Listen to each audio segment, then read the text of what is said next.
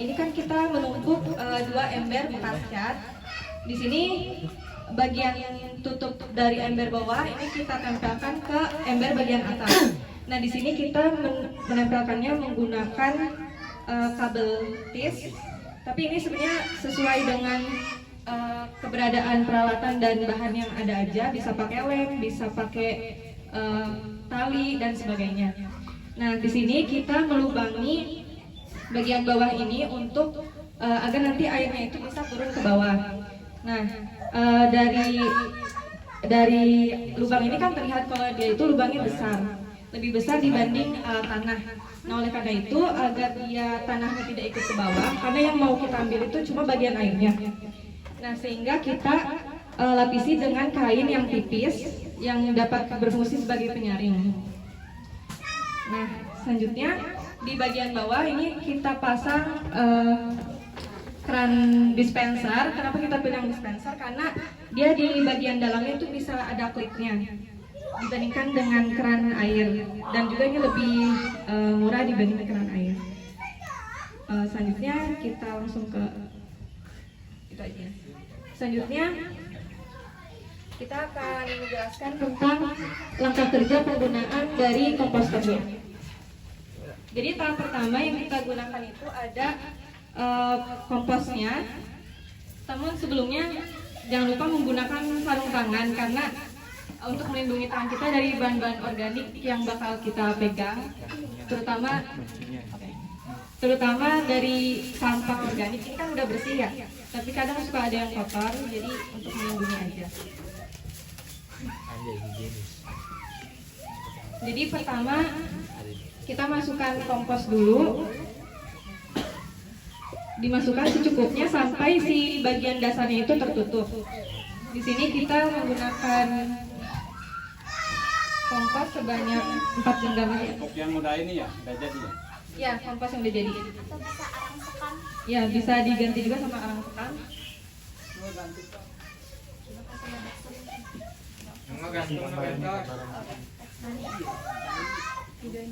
Ini komposnya seperti ini. Ya, kompos pupuk padat.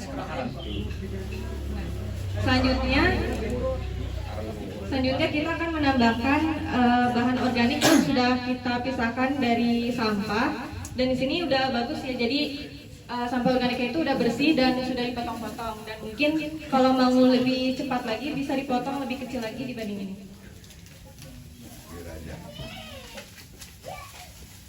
Ya, jurkan pokoknya.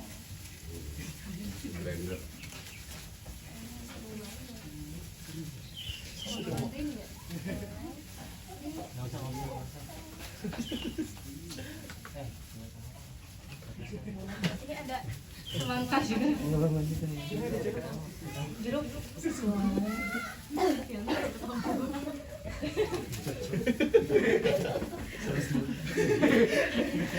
Tinggal pilih.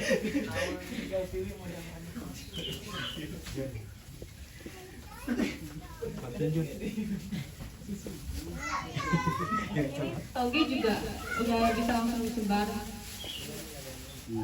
Apa aja ya? Ya, yang berair itu bagus, lebih cepat dia terurai. Apakah harus dicuci dulu? Ya, kalau mau lebih bagus itu dicuci dulu dan juga dipotong-potong lebih kecil. Dia coba kalau begini gimana maksudnya? Halus. Iya, boleh. Pokoknya dipotong-potong lebih kecil. Blender lebih bagus. Ini dikira-kira aja sampai. Kalau sampah rumah tangga kan misalnya nasi atau apa gitu. Ya. Nasi bisa nasi. Sebenarnya kalau misalkan mau bagus itu yang bersih. Sedangkan kalau nasi kan dia bisa udah tercampur sama bumbu segala macam. Jadi kalau bisa yang benar-benar organik. Tapi sebenarnya masih bisa, cuma mungkin kualitas yang dihasilkan berbeda. Mungkin nasi bisa, tapi resikonya mungkin bakal tumbuh maggot. Kalau dia busuk atau Kayak lalat gitu. Ulat. Mabut kecil. Ini tambahin sayur bahan-bahan organik ini sampai tanahnya tertutup. Setelah itu kita tambahkan kompos lagi. Padang ya. Padi gas dulu.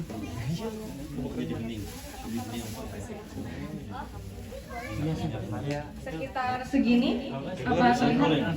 Enggak, belum. Yang banyak gitu. Itu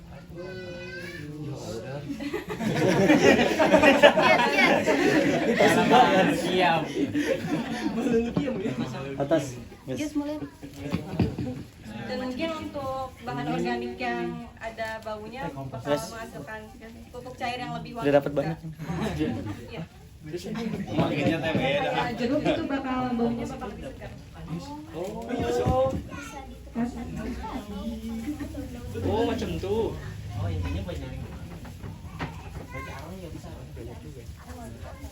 Kita nggak tahu anjir. Bahan organiknya tertutup. Kalau kurang sekam misalkan Sekam Bisa. Kan bisa. Atau daun kering. Bisa. kalau sekam kurang ada iya di belakang ada tanah.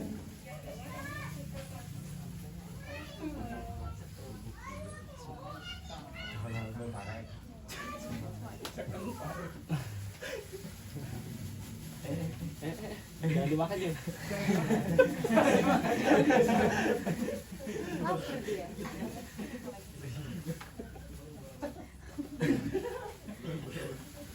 Nah ini ditambahkan kompos sampai si bahan organiknya itu nggak terlalu terlihat. Nah setelah itu kita menambahkan. Setelah itu kita menambahkan namanya larutan dekomposer. Sesuai namanya dia itu bertugas untuk menguraikan si bahan organik ini. Yaitu merupakan campuran dari EM4. Ini merupakan seperti bakteri aktifnya. Jadi yang nanti menguraikan bahan organik itu ada di sini. Di sini bakteri yang menguraikannya itu ada Lactobacillus, Saccharomyces dan bahan pengurai lainnya. Lu harus beli ya? Iya dong. Iya. Nah, Nah, ini pun ada dari alam gitu. dia kan bahan aktif, jadi dia harus dicampur sama bahan-bahan lainnya. Nah ini kayak air gula. Gula apa? Ya. Ini air gula merah. Air gula merah ini berfungsi sebagai bakteri ini kan nanti akan bekerja untuk menguraikan, otomatis dia membutuhkan energi. Energinya itu dia makannya itu dari air gula ini. Biar dia dapat bekerja untuk menguraikan si bahan organik. Berarti murni gulanya gitu, nggak ada campuran lain gitu, nggak? Campur air aja ya, dilarutin sama air. Merah ya larut air gula. Ya. Terus selanjutnya dicampur dengan air juga. Jadi campuran ini ada EM4, larutan air gula sama air. Nah untuk perbandingannya itu 1:1:50.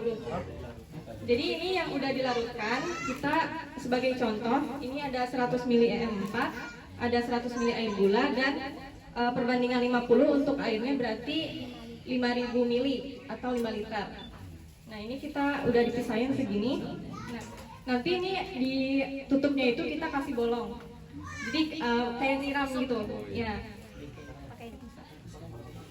Ini kita siram sampai si tanahnya itu terlihat lembab.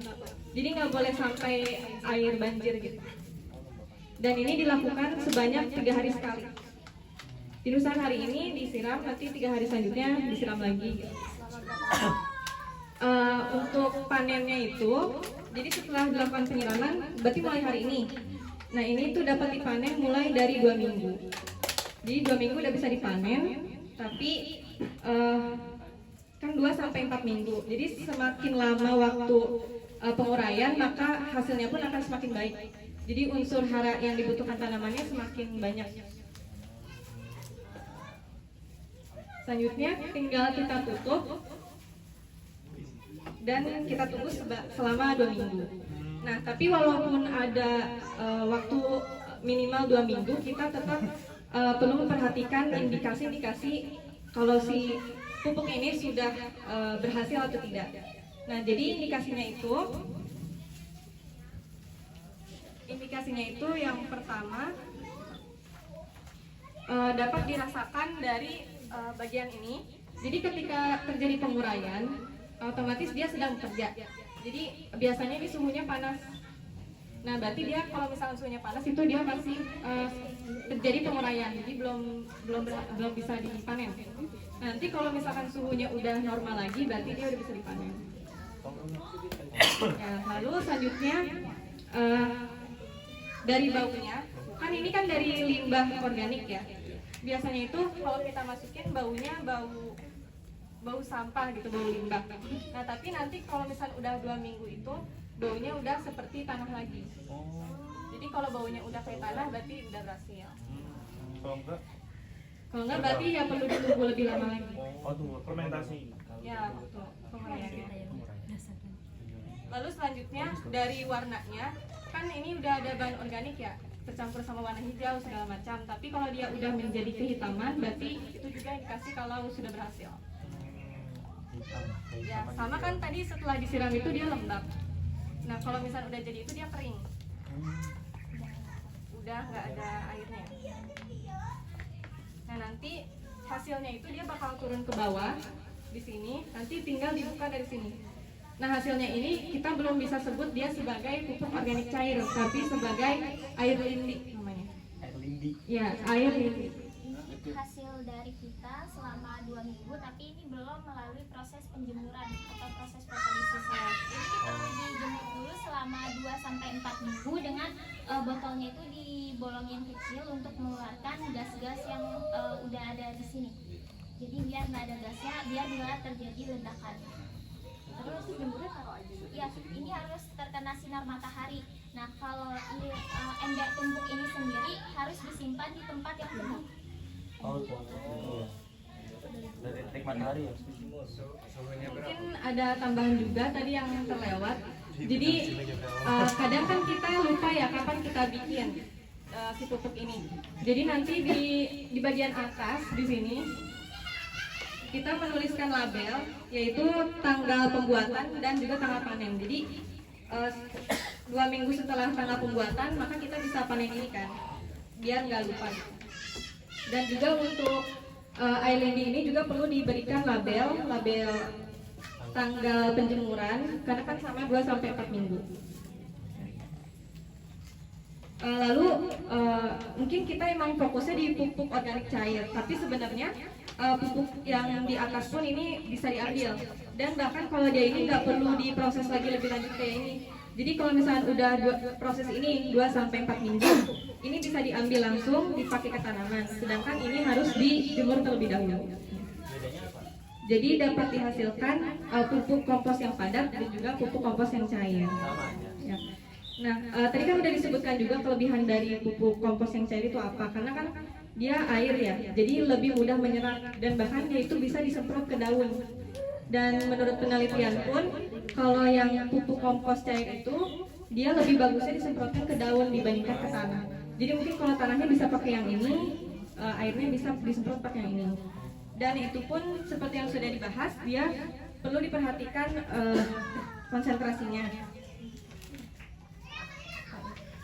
Dan untuk indikasinya kan tadi kalau ini sudah jelaskan indikasinya bagaimana. Tapi kalau ini dia itu indikasinya menjadi warnanya kehitaman. Sebenarnya awalnya agak coklat, tapi tadi udah dijemur sedikit jadi agak coklat tua. Mungkin kalau lebih lama lagi bisa warna hitam.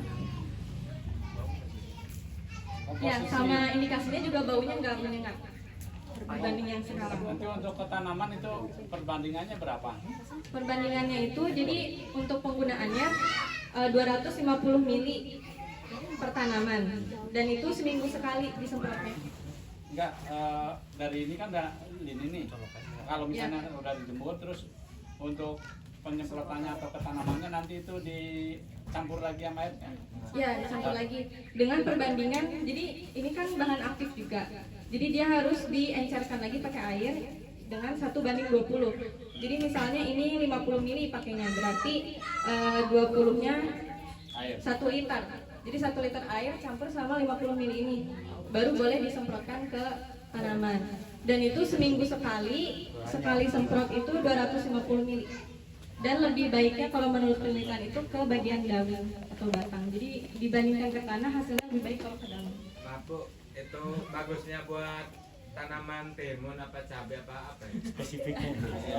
Spesifiknya, kalau spesifiknya yang kita temukan secara umum aja. Jadi